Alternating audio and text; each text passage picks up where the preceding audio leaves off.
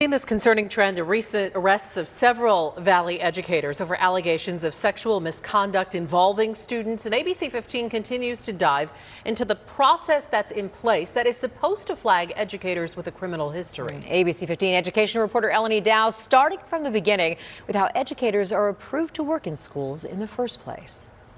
The certification process is not all the same for all Arizona educators. If you're at a public school like Central High School, the Arizona Department of Education handles your certification. But just down the road at Brophy Prep, private schools aren't regulated by ADE.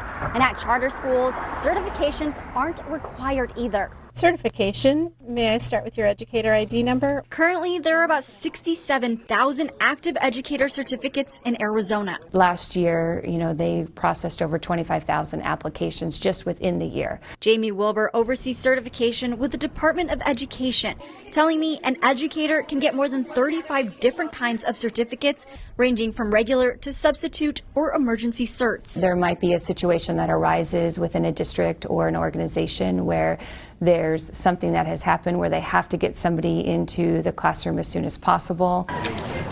It's all based on expertise and education levels. But if any allegations come up, the Department of Education refers it to a different organization that's responsible for investigations. If there's something in the background that is flagged, then when our evaluators down in certification are looking through the paperwork, what ends up happening is it will tell us if there's something in the background. And then what happens is at that point, we then pass it over to the state board. According to a State Board of Education report, the biggest certification category that was investigated last year for any misconduct was secondary or middle and high school educators.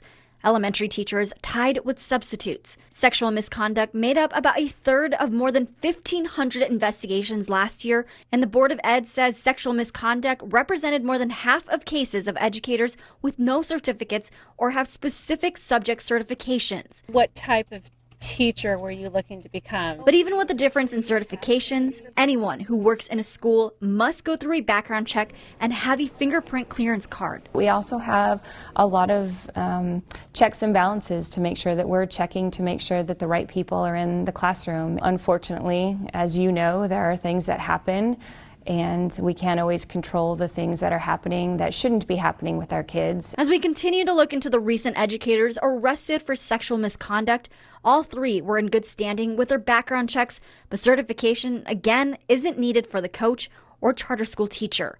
In Phoenix, Eleni Dow, ABC 15, Arizona.